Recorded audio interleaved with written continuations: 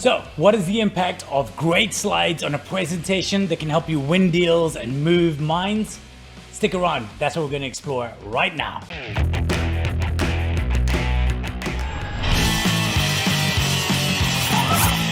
Hey, welcome to Lead Loud. My name is Richard Mulholland. I'm the founder and chief evangelist of presentation powerhouse Missing Link. Now, for the last 25 years, we've been building presentations for people.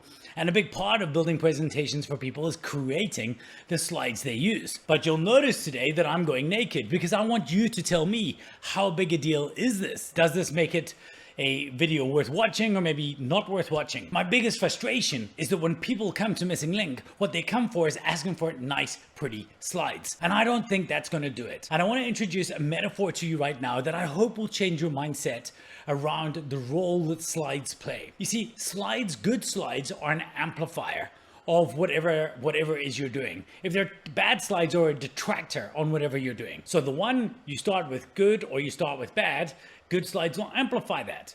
You start with good or you start with bad, it'll detract. Good slides can't make a bad presentation bad.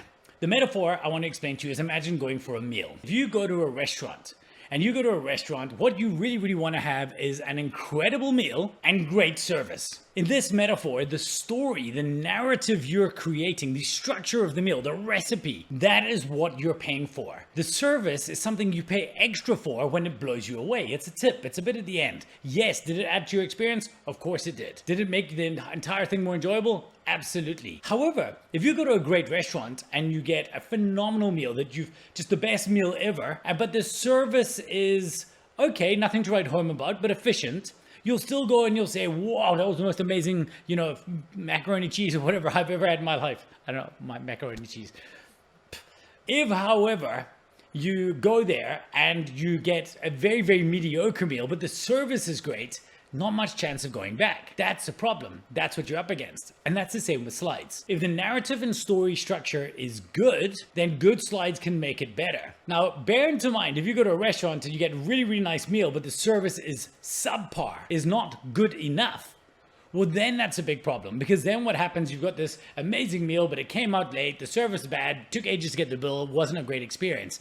And bad slides can absolutely detract from a good message. But here's where the emphasis needs to be. I think what we need to be focusing on is a great meal and good enough service to start. I think we need to have a great message that people want to listen to and slides that are there to support that message, to help you get it across. What we don't need, and what people keep on coming and trying to buy from us, is really, really amazing slides to make up for the fact that they've have made a mediocre message. You gotta start and you gotta fix the meal first, right? You gotta fix the steak before you add the garnish. That's not gonna fix anything. So, from this point on, I want you to understand the role that your slides play in your presentation. Your slides are the waiter, the server.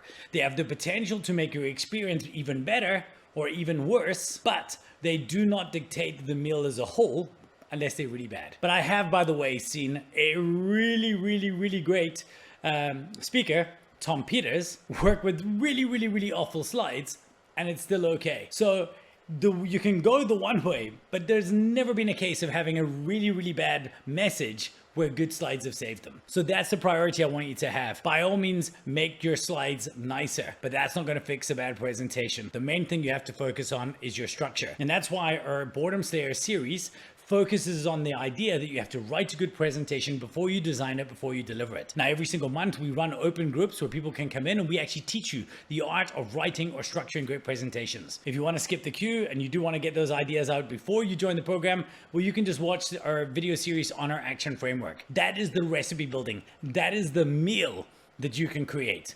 Thereafter, we want to help you make the service too. So that's it for this week. I hope you found it valuable. Don't forget, it's all about the meal, not just about the service. It's all about the message, not just about the slides. Until next time, lead loud.